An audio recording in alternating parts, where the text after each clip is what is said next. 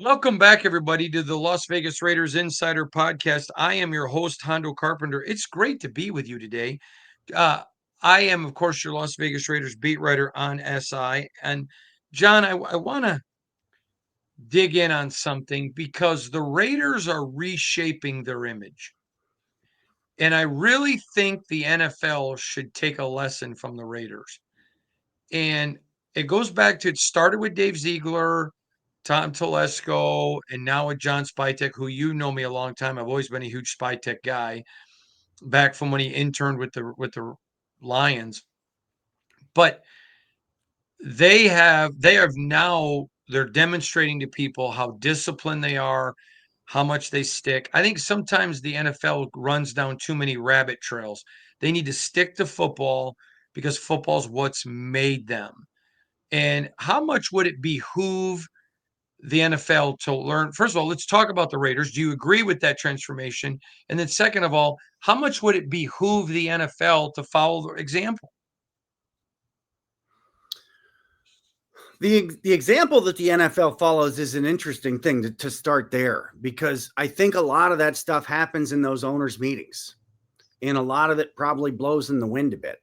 So, at an elemental level, you would think as the Raiders have successfully gone out of a tailspin or out of some wild years and they've got themselves on track, as they progress a little further into the 20s, you may see some people kind of pushing storylines that, hey, the Raiders are becoming a model franchise again for the NFL. I think it's a little soon to do that, but the turnaround story has certainly begun, and I imagine it's taken some notice around the league.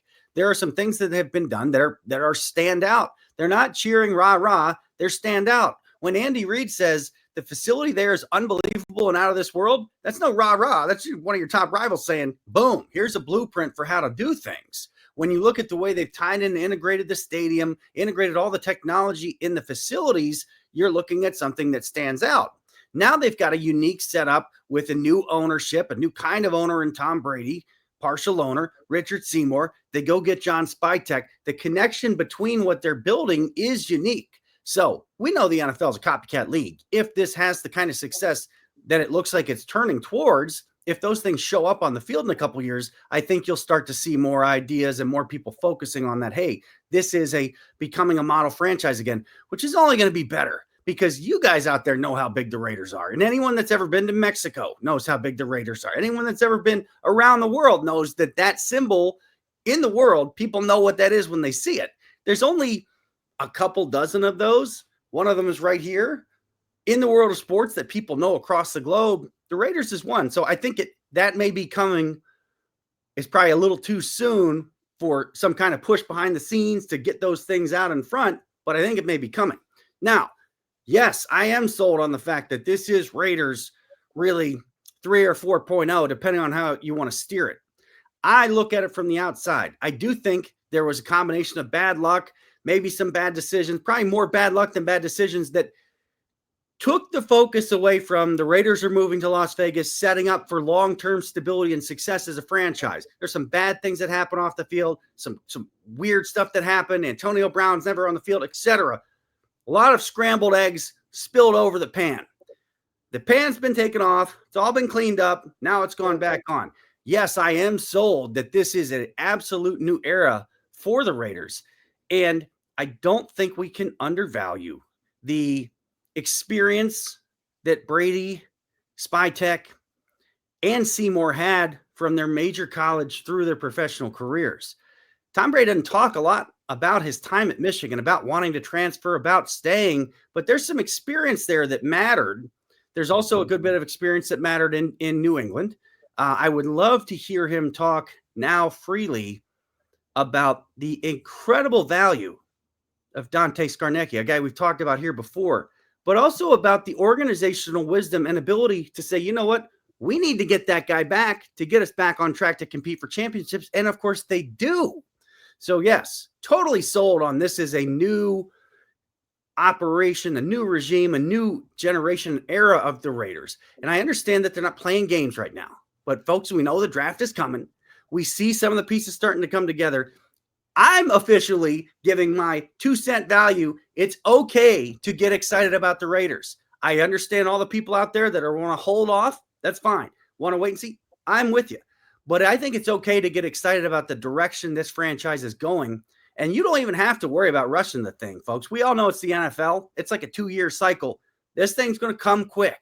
It may not come immediately, but it's going to come quick. All signs from opinions around the league with people you really trust and respect who've worked in the league, they seem to like what the Raiders are doing in a lot of ways.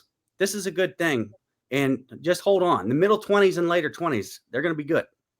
Yeah, I really think the NFL can learn from the Raiders, and I you and I have talked ad nauseum. The only thing that can hurt the NFL is the NFL, And it's got to and be I think it's got to be the top thing that somebody has the guts to say in that owners meeting. Guys, the only thing that can screw this up is us. We don't want to be the Walking Dead of the sports world. We don't want to be the biggest sport of all time and then screw it up. We don't want to be the biggest band in the history of music and implode. There's got to be an effort of focus. There's got to be people who are willing to say no, or hey, you want to take a look at that. There's got to be a reality checker or 3 or 5 in that owners meeting, because you're exactly right. And there's not enough focus on that. There's a lot of backpacking, a lot of dollars and bills coming the NFL's way. They've got to be mindful of what you just said. They have got to be mindful that they don't do something to implode or destroy themselves. let's get an update on Xavier Worthy, if you don't mind. We talked about this last week. This legal issue between him and the ex-fiancée is over. The bigger point is, again, these guys are living a different life, and these are young people. And my concern is this is going to follow both of them. Regardless of what happened, right or wrong, put that aside. This is going to follow them. It's going to follow Worthy, who's obviously our focus here on a football show. It'll be interesting to see how it follows him. It'll be interesting to see if it affects him in the future as a free agent, with what teams he might go to. To be honest with you, I do not think it helps at all that Tyreek Hill has had another issue that's gotten a lot of public attention again. These two guys are not related, no, but they both played for the Chiefs. They're with the Chiefs, and it's like this is the kind of stuff that you hate to see stick. The interesting study of this to me is it's really a great value to make sure this kind of stuff, you try to make sure it doesn't happen, because unfortunately it's going to stick. We're going to be hopefully doing this show in 6 or 8 years, when we're flying in spacecrafts and everything. And this is still going to be in the mind when you talk about Xavier Worthy. Hopefully this is the last issue he ever runs into like this. Same for the young lady. But I think the point of following up is that issue's been resolved, but let's see what kind of fallout or what kind of potential distraction it carries for Worthy. It's tough. These guys sometimes we forget that they've got to live as people too. And some of this stuff has a personal and a professional stick. It's stuck. It's sticking to them. It's going to be there forever. Greg Olsen was destined for broadcast success, destined for it. And I think he has become the best transitional into being a color man. I think Tony Romo's really good. I think Tom Brady's really good. But I do think at this point, you got to give Brady time. He's only been in it a year. I think Brady after 1 year is farther along than Olsen was as after 1 year, but I don't think Brady now is as good as Olsen. Olsen is tremendous. Let's talk about Greg for a minute. If you haven't seen A Season With, folks, A Season With was NFL Films Hard Knocks for a whole season. Started with the Rams, which is fascinating. And I think maybe the second or third year was the Panthers, which was also really interesting. You got a real look at Ron Rivera at a wild season, one where Newton got in a car crash, I think when Rivera's house burned down. And you also saw Greg Olsen a good bit, and you knew immediately this is a natural broadcasting talent as soon as he wants. Now, the interesting thing is apparently he's had some interest or consideration in getting into organizational and or coaching, which is like, whoa, he is really, really good. From a broader perspective, young folks out there, they don't even get it. Troy Aikman's one of the 5 or 10 best quarterbacks in the history of the sport, but he is so professional and became such a good broadcaster out of literally nowhere over 20 years. It's like he played. No, he didn't play. He was really good. He is like the absolute gold standard for, it's unreal how good he is. Olsen is almost more of a natural talent. It's no surprise that he gets an Emmy nomination. It's not a knock on Brady or Romo. This guy's future is huge. I actually think he's so good and so natural. Not that somebody would call him in to call basketball or anything, but if other sports wanted to try somebody out or if he wanted to try doing other sports, I don't think there's any limit. This guy has got it. Some people just have it. You can argue out there whether we do. We don't have it like Olsen necessarily. This guy's like a rock star. When you see it, it's like, wow. And it goes way back. For people that saw that season-long Hard Knocks called A Season With, you could see it. No surprise for Greg Olsen. Let's see what happens because he's in a weird spot, but he is really good. And I like the way he delivers the information about the game. And I'm looking forward to listening to him again this year because, like Brady, they're only going to get better. Let me share with you a hilarious story. I told this story to Troy Aikman recently, and it made me think of what you just said. My son and I were talking about something, and he mentioned an opinion of Troy Aikman. And I said, that doesn't surprise me because that's kind of the type of quarterback he was. As you know, my buddy Dixon Edwards played with him. And he goes, what? I go, that's kind of quarterback he was. He goes, he played football? I'm like, what? He's so dedicated to it also that he doesn't really seem to talk about it that much. And it's almost like, it's amazing how locked in the guy was. And Gretzky does a decent job on TV. Magic's done decent on TV. Shaq's good and fun on TV. But Aikman is like, boom, man. And you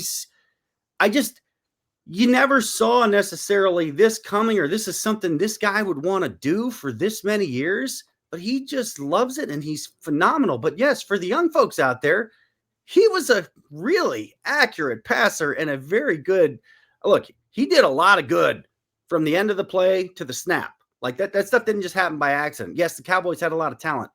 They also had it in the most important position on the field. John, pre-draft smokescreen of the week has to go to Sean McVay. It was so funny that everybody laughed. Talk about it. Yeah, he's like, I haven't done that much work on quarterbacks. Give me a break. Of course you have. You already know who you want. Photographic memory, man. He's out there conducting the orchestra.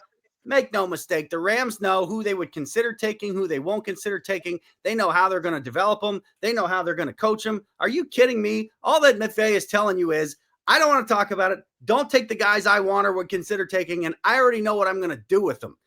I love the smoke screen. We talked about it with Shedeur Sanders before the smoke screens all started. They're still flying all over the place this week. We know that. McVay gets in there. It's like, it is a laugh. This guy knows what he wants. This guy knows what he wants to call in week one already. Of course, he knows what quarterbacks he would consider and not consider drafting. I tell you what, somebody is going to get a professional lottery ticket cashed. Whoever gets drafted by the Rams at the quarterback position has a really good chance of sticking in the NFL and having a nice career.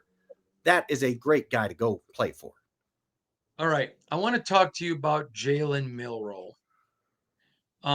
Here's a guy, John, that has all of the physical features like Anthony Richardson. But his ceiling is Lamar Jackson. But his floor is a bust. And I talked about it on my podcast on Thursday. I had an NFL executive say to me, I think Jalen Milroe could be really good. He could be Lamar Jackson. But when the floor is a bust, you don't pick a guy in the first round. And people are falling in love like they did Jamarcus Russell, the way they did with Anthony Richardson. And here's the problem. He's a good kid, but I think it's setting him up to fail. Now, you may remember, I've been saying this for months. There are only two guys that the people I know, and you know who I know, who are considered great drafters of quarterbacks, have a first round grade in Cam Ward, Jackson Dart. And months ago, I reported this. I had a GM tell me there's only two guys with first round grades. And he said, and I think as many as 5 are going to go because this league is stupid. I talked to him. I don't remember now if it was earlier this week. And he said 4 are going for sure in the first round and still think there's a chance for 5. Let's talk about Milroe and how bad drafting teams are just terrible. Well, that's to spin off of the McVay conversation. We're not going to know, but I want to know where he has him slotted, because there was some discussion of the physical talent here. I'm sure you would want your franchise to have been on the phone with Nick Saban enough times that he's like, I don't have anything else to say. You want to know his background. You want to know his appetite. You want to know his football IQ ceiling, and you want to have a plan for him. If you are the Rams, if you are the Raiders, if you are the Ravens, 3 teams that start with R, you would be evaluating Milroe a totally different situation. I guess we could say that a dream scenario would be to be drafted by Baltimore with zero pressure of having to play anytime soon and see what could happen. That may be too much of a dream come true. This is an interesting guy because it looks to me like a quarterback that's going to need some seasoning for sure. But if seasoned properly, like the best of whatever marination or brine dish you like, we all love, oh man, that's great. Yeah, it's the work before we put it to work that made it good. That's the interesting thing with Milroe. What are his physical measurables? Is there anything he does outstanding? Yes, there's more than a few things. Are we to the point where somebody would consider asking him or has asked him if he's willing to do anything? Is there anything he could do, covering kicks or any other ability on the team that would make him worth a draft pick? And then at what round? Now you talk about the discipline. Is somebody going to reach way up to take him? That's probably not a good idea. I'm very interested to see where he falls if and when he is drafted, and if it is after the 3rd round. Because to me, after you get out of the 3rd or 4th round, maybe it's a little more appetizing. If I'm Milroe's advisor, it's almost like you would almost like your pick. You'd almost like him to be an undrafted free agent if you're smart about the prospects of building the best career for him versus being the highest drafted. It's one of these things where the situation is so important where you're drafted, especially for quarterback success. And it's going to be really fascinating to watch where he goes and what the timeline is for him to play. I'm not sure you have to build a whole offense around him. I don't know that. I think you got to get in there, see what he can do, and then kind of go from there. Here's what you don't want if you're Jalen Milroe. You do not ever, and I'm not trying to knock this guy again because he didn't draft himself where he did. You don't want to be compared to Trey Lance. You don't want to be compared to being drafted where Trey Lance was, because there's too much pressure and too much problems with that. And we don't know what's going to happen with Trey Lance from here, but we know he probably wasn't drafted in the right spot. He didn't draft himself. Milroe is one of the dozen players. I don't care when they're drafted. I'm very interested. A lot of folks are interested to see. And look, there is a serious physical upside. Again, I'm not saying this guy could be Taysom Hill, but I am curious who is going to say, I want to take this kind of guy and see if we can turn him into Taysom Hill. Because last time I checked, he's pretty effective down in New Orleans. I'm telling you right now, if I felt like I needed a backup, and still Lamar's young, but if I'm sitting there and I'm Baltimore, I grab him in the 2nd round. Well, I mean, that's the luxury of being unbelievable at what are they? They've drafted like 38 All-Pros since they moved to Baltimore. Unbelievable. Yeah, I mean, or if I'm convinced he's the guy. If not, I wait to the 3rd round. But so John, in my mock draft on Thursday, we had Omarion Hampton, who is considered the 2nd best running back in this draft, and many teams have him at 1, falling to the 2nd round because there's so much bad drafting teams. And I recently asked Rick Goslin, who the greatest NFL writer of all time. It's not even close. And I said, I was told by an executive, it's the worst drafting in NFL history right now. And Rick agreed. It's horrific. It is embarrassing. Teams should be embarrassed at how bad their teams are drafting. Fans should be embarrassed at how bad some of these teams are drafting. Yeah, I mean, you don't want to sound like an old guy who's like, we should just do it like we used to do it. But sometimes you wonder if some of the new stuff and new ideas, they get a little overhyped. Now, there's always a yin and a yang. I think Sean McVay and what the Rams have done per capita is pretty impressive. I mean, they seem to pull guys, and it's like, wow, these guys are still there. And where these guys come from? Hey, they've done pretty well from the beginning. Others seem to whiff a lot, and even some of the greats whiffed. You can look at the Patriots drafting in the end of the Bill Belichick era, and you can kind of see what you see. You can look at some of the stuff that other franchises have done, and maybe they have a good crop or a good year or two, and it's like, whoa. And then you can see what Green Bay did. The reason I mentioned Green Bay is they've got those 3 receivers. They've got them on the rookie deals. Relative to the running back position, my understanding is there's a lot of people that are perceiving this draft as pretty deep at the running back position. So I'm thinking if I'm a team up there, there may not be as much stress on going to get one because there's some bulk, there's some quality a little further down. Maybe there's better crop this year at the running back position than there are others. There are things that make the Ravens. There are things that make Howie Roseman. There are things that make those that have had success have success. If you're a Raider fan, you had a really good draft last year. You want to see that progression build off of. And if it happens, that's, again, when you're going to start to see this thing turn around really nicely in the, I guess, the middle to latter 20s as we get going through the rest. I agree. John, tell everybody where they can find you, if you would, please, on social media. I am at JP Spartan doing that thing. Get your calendar out, pull off another day. You know the draft is coming. It's going to be something. It's going to be interesting. And I tell you what, man, we know the games are a long way away, but when you see the massive amount of people that show up to watch the draft and then 20 million plus on the TV to watch the draft, you are once again reminded this is the single most popular form of entertainment in this country, the ultimate team sport, and worth plenty of time listening, reading, etc. to everything that's going on. Las Vegas Raider Insider Podcast, all the coverage for this Raiders organization on the Sports Illustrated Network. Now, remember, everybody, John is a highly decorated journalist and extremely successful attorney in the Atlanta Buckhead area.